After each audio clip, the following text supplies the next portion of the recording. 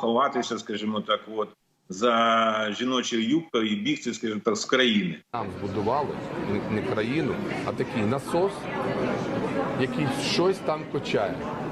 Тому чисто навіть теоретично, з військової точки зору, як нам пояснили військові, напад неможливий, повномасштабний зараз. Здравствуйте, уважаемые зрители! Сегодня я хотел бы пройтись по нескольким персоналиям, действия, высказывания которых вызвали у меня крайне негативную реакцию.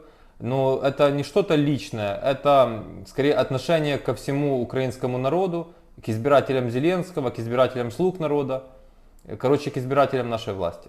Как вы знаете, сейчас в обществе, и по стримам я это вижу, и вообще вокруг витает самый главный и один-единственный вопрос. Значит, когда разрешат и разрешат ли вообще мужчинам выезжать из страны во время военного положения? Петиция очередная президенту Зеленскому, которая набрала свыше 27 тысяч подписей, была подана. Значит, он ее сразу же спустил на Шмигаля. И вот журналисты спросили у Алексея Данилова, главы СНБО, что он по этому поводу думает, его мнение на этот вопрос. Вот что он ответил. Може бути альтернатива. Будь ласка, ідіть, допомагайте тим хлопцям, які є на фронті. Роботи в країні дуже-дуже багато. Дивіться, нема чого ховатися, скажімо так, от, за жіночою юбкою і бігти, скажімо так, з країни. От, треба допомагати. Не можете воювати, не можете брати в руках зброю, допомагайте в інший спосіб. Знаходьте можливість допомагати. Це несправедливо, коли чоловіки починають, скажімо так, бігти з країни під час війни. Я цього не вітаю.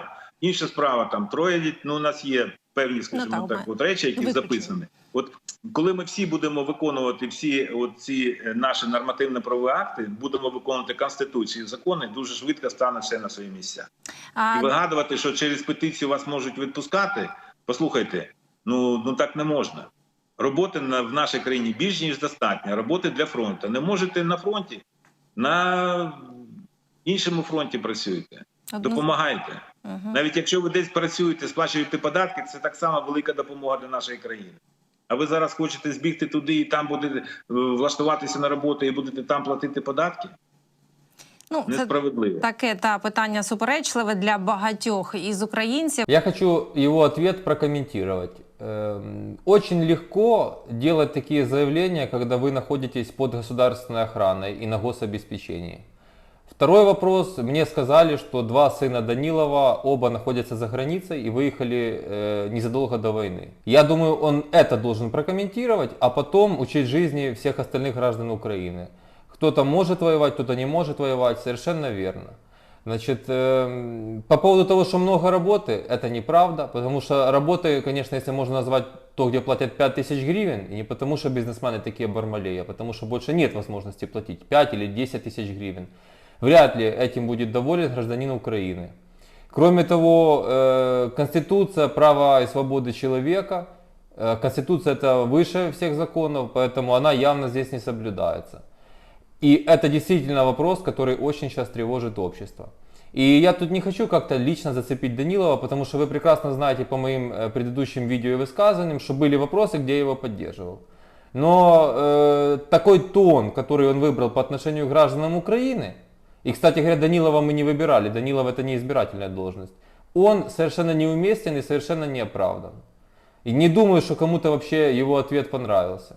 Украинцы свободные люди, ВСУ сражается за свободу нашей страны, и потому совершенно логично, чтобы сейчас государство соответствующим образом поступало со своими гражданами. Мужчин нужно отпустить за границу, к семьям, работать, это личное дело каждого. И не надо кого-то учить жизни. Остаться в Украине и сейчас является осознанным решением некоторых людей. И ничего не изменится после того, как границы откроются. Кроме того, от зарабищан, напоминаю, приходило 15-20 миллиардов евро каждый год. Где навалом работы, так это в Европе. Сейчас бы тоже люди присылали деньги и, поверьте мне, помогали бы ВСУ точно так же на карточку, находясь там в какой-то европейской стране. Это 100%. Я не думаю, что кто-то, какой-то процент людей, конечно, будет и такой. Но абсолютное большинство однозначно бы точно так же скидывало деньги, как сейчас, только сейчас не с чего их скидывать у большинства. А если будет работать, то появится.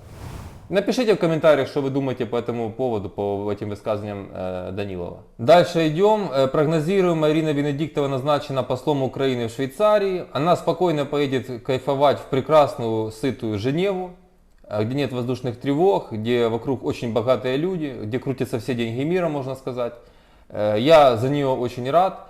Только единственное, что в этой ситуации некрасиво, это то, что после решения президента ее уволить, она отказалась уходить, после чего состоялась их личная встреча, и по слухам, на этой встрече Венедиктовой было предложено, что она не выносит этот вопрос в политическую плоскость, то есть не делает публично никаких политических заявлений, а ей дают эту должность. Сторговались, что называется. Эти методы я категорически не приветствую.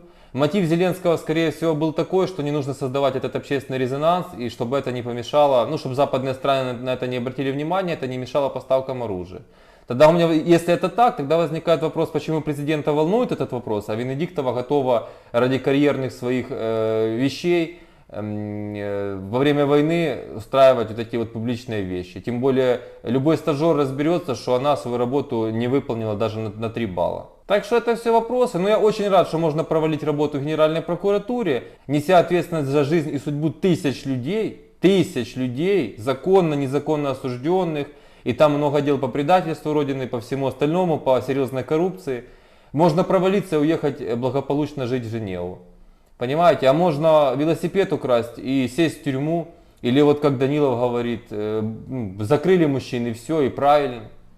Или фронт, или помогать фронту, как будто бы кто-то говорит, я уеду и не буду помогать фронту. Вот это вам, к сожалению, наша страна, наше решение.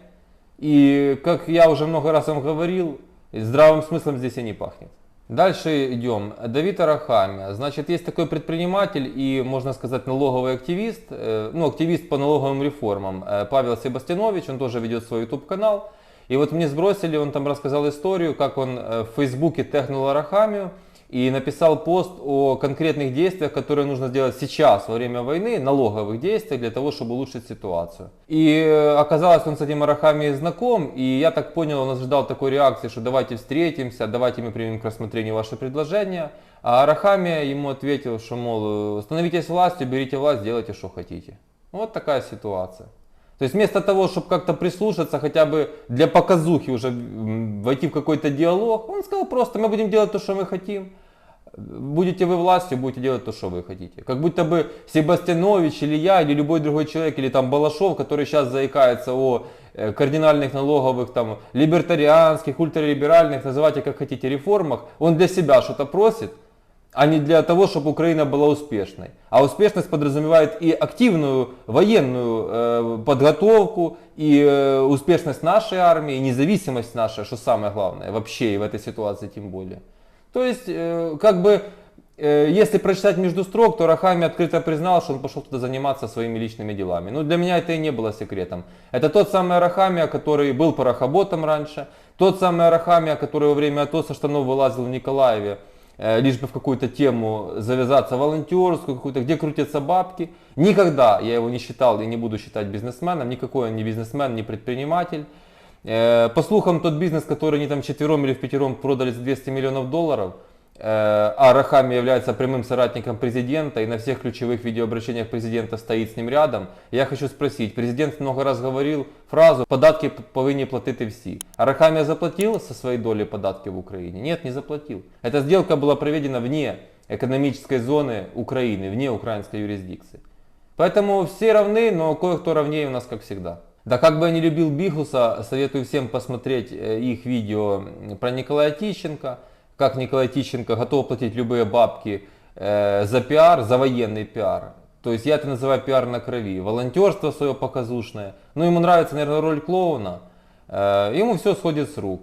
Прага, поездочки, тусовки, спалился там во многих местах. Противно смотреть, да и все. Все равно Данилов считает, что Тищенко имеет право на такой образ жизни, а мужчина должен или на поле боя, или нищенствовать. Получается так. Ну и напоследок гениальное решение имени Марченко-Шмигаля. В Украине вводится новый налог 10% на весь импорт. А поскольку у нас, если осмотреться вокруг и в магазине, в принципе, в быту окружает 90% импортных товаров, то считайте, что почти на все добавится 10% к стоимости. Естественно, это ляжет на плечи конечного потребителя, покупателя, то бишь всех нас. Вот. Вот такие вот гениальные, в кавычках, решения принимает правительство. Это в свете заявления про 3% ипотеку. В общем, комментировать тут, собственно, нечего, потому что никаких культурных слов у меня к этому нету. Люди потихонечку сходят с ума, они живут в своей параллельной реальности. Дебет с кредитом у них не сходится, они вместо того, чтобы сделать то, что предлагаем все мы, люди либерального толка, либертарианского, еще раз повторюсь, называйте как хотите. Для меня это смысл в том, чтобы сделать налоги минимальными и убрать НДС. Так что кушаем дальше, что называется. У Марченко, у Шмигаля точно все хорошо. Точно во время войны лично они беднее не стали, в отличие от подавляющего большинства граждан Украины, особенно мужчин. Разваливаются семьи, дети не знают, где им идти в школу. Ну ничего, мы войной все прикроем. А я повторюсь, меня никто и никогда не может обвинить, что я сейчас говорю что-то против едино независимой Украины или что-то в таком духе. Я сейчас обсуждаю чиновников. И те, кто смотрит меня первый раз, я тоже вам хочу сказать. Правильно понимаете, я сейчас не про страну, а про государство. А государство это чиновники. Так вот, надеюсь, что другие люди, которые сейчас в медиапространстве, тоже не дадут этим супчикам прикрываться войной во всех случаях. Потому что их дети не на фронте, не на войне, и не пахнет там ими, и не будет пахнуть. Эти люди вне рынка, эти люди в своей государственной теме, рядом с государственными деньгами и под госохраной. Это чуть-чуть другое, чем то, как живут все остальные. И предприниматели, и наемные сотрудники. Понимаете? Так что подумайте, ваше мнение мне интересно, напишите в комментариях. Это все начинает на 6-м месяце войны очень сильно напрягать. Пока.